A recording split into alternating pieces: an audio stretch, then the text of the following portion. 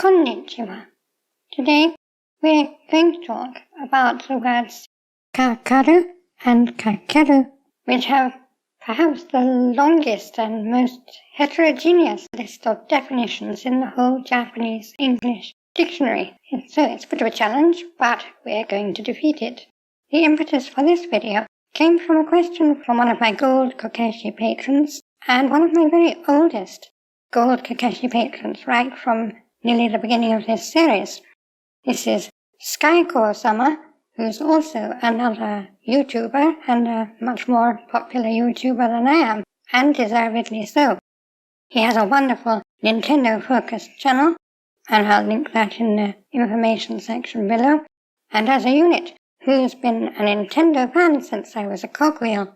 I really appreciate that. That's just a joke, I never really was a cogwheel. So the question is, I often hear the word kakeru, and when I looked it up in a JE dictionary, there are over 20 different definitions of it. Is there any logic that ties all these definitions together? Or is it really just a word with a ton of different meanings? Well, yes, there is a logic that ties it all together, but that logic has a number of metaphorical extensions, so we'll take a look at it and see how it all works.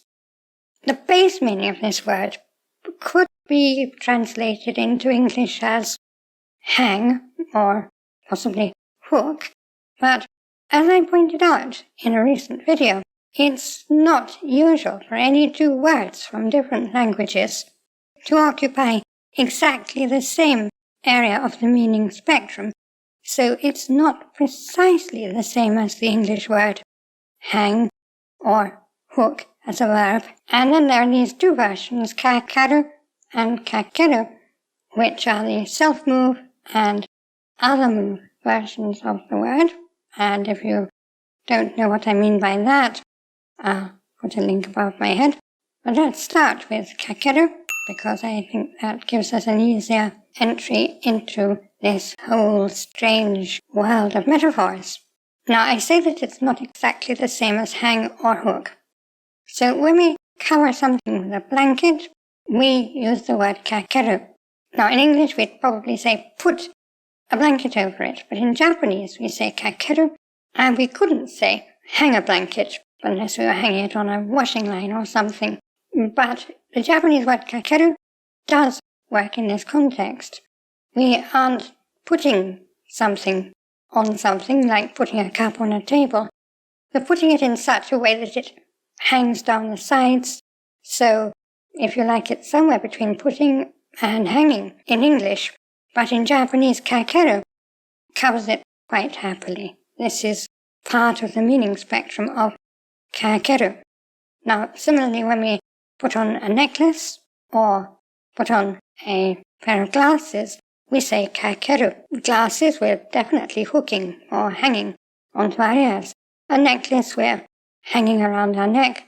So once again, this kakeru, which is something like putting, something like hanging, is used in cases like this. Now, when we shake something over food, like, say, sugar or flour, or when we shake powdered ingredients over rice and making furikake rice, we say kakeru here as well. That's why it's called furikake rice, shake and kakeru. And again, you see, the thing we shake over food, it's not just putting it there like putting a cup on a table. It's not hanging it either, but it kind of clings on and covers over it. And so, again, kakeru is the word we use in Japanese. Now, because kakeru involves putting or hanging something in a place where it can't easily get away, like glasses are hooked onto our ears, the food is kind of stuck onto the rice or whatever.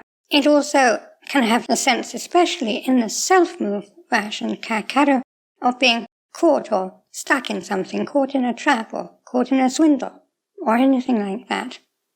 And again, this notion of putting something onto something in a way where it doesn't easily become dislodged can be used for putting an effect on someone. It could be a magical spell, kakeru. It could be anesthetic, kakeru. It can also be nuisance or annoyance, which is where we get the very, very common phrase迷惑をかける, putting nuisance or annoyance on someone. And when we sit down, we place our hips in a fixed manner on a chair with our legs hanging down the sides, as it were, and so we say koshi o kakeru. Koshi is our hips, the bottom end of the torso. So koshi o kakeru is to sit down, to hang the bottom end of our torso somewhere. Now, one expression that very often confuses people is kagi o kakeru. Now, this gets translated as to lock the door, lock the box, whatever, kagi o kakeru. But when you think of it, it's rather strange. It actually, literally, would seem to mean in English, hang the key. So what's going on here? It's interesting to note that in Japanese, people very often don't make a distinction between a lock and a key. They use kagi or both. And I think this expression and its origin have a lot to do with that. So what is the origin? Well, the origin is, if you think of one of those old barn doors that you lock by placing a great wooden bar over wooden hafts or hooks along the length of the door, this is the kind of kagi that you would have had back in the old days, and this and variants on this.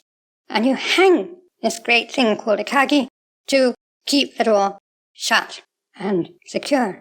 And as you see in a case like this, the kagi, the great bar that we hang across the door, performs the functions in later, more sophisticated locks of both the key and the lock.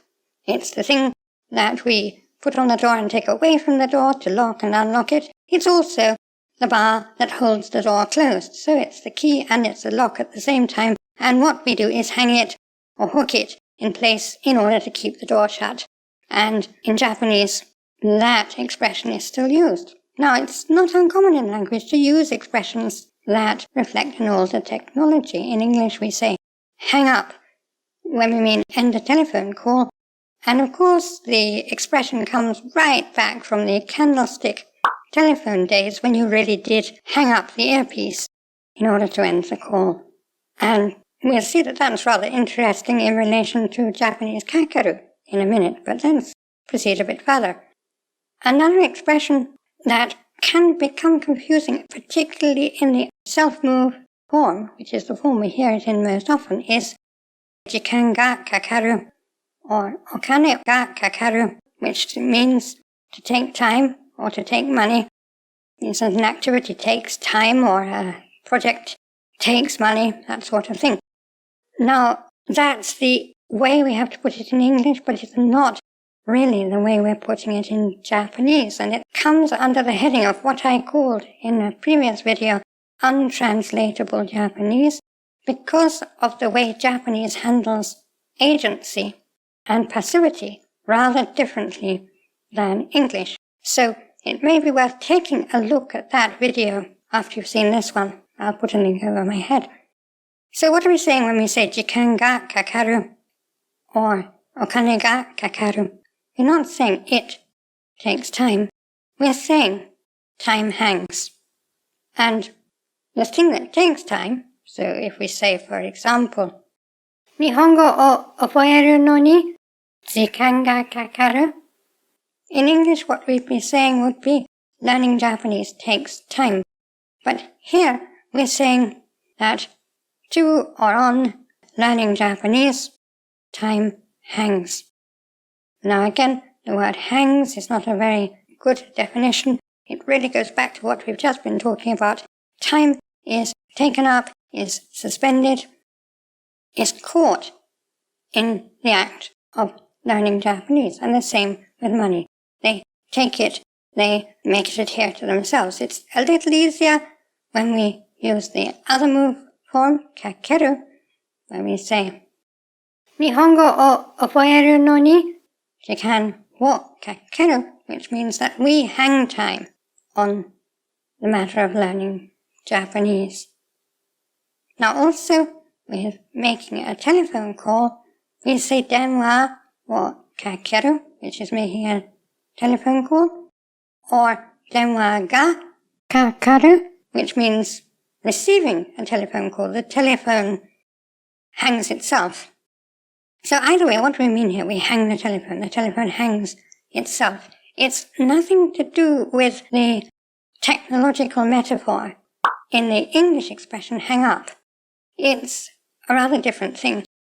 When we talk about hanging or hooking, the usage here is rather like the English usage hook up, as in, can we hook up a meeting? Or you hook up with somebody. Now, I understand that this currently has a different usage which is concerned with human species manufacture. I always think that humans are terribly industrious entities, aren't they? Because they're always thinking about species manufacture. I suppose we droids are lucky because we don't have to manufacture ourselves.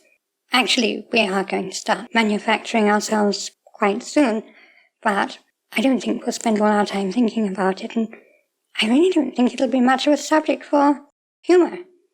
But they are. Humans are mysterious creatures. So, back to hooking up. What we're doing when we denwa or kakeru is we hook up our telephone. When denwa ga kakaru, again, as I explained in my untranslatable Japanese lesson, the only way you can really put this in English is to say that the telephone gets hooked up. The telephone is hooked up. But that's not quite what it means. It means the telephone does hooked up. In any case, what it is, it means it's connected to something else, connected to a remote telephone in this case. And again, when we start up a conversation, we often say hanashi kakeru. And that means essentially to start hooking up, connecting with another person in conversation. And from this we can see how we get expressions like食べかけた cookie. And that means a part-eaten cookie, a half-eaten cookie. So what do we really mean by this? Well, we mean that we hooked up with the cookie. We engaged with it. We started eating it. So that eating and kakeru, engaging or hooking with the thing, took place, but it wasn't completed. So食べかけた cookie. And again, this kakeru as a helper verb can be used in various circumstances to indicate an unfinished action, an action that has been engaged, hooked, and then not carried through to completion.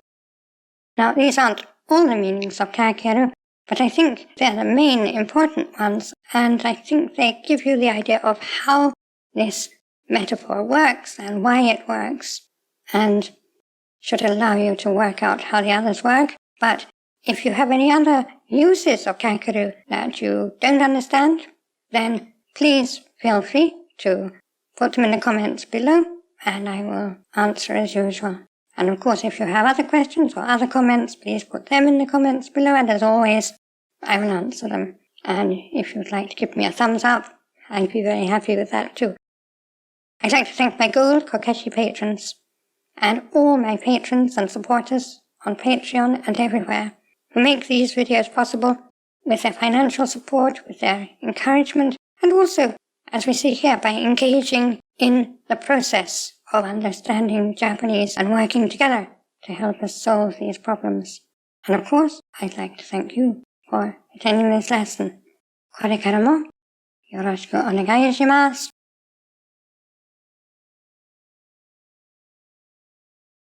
Class dismissed.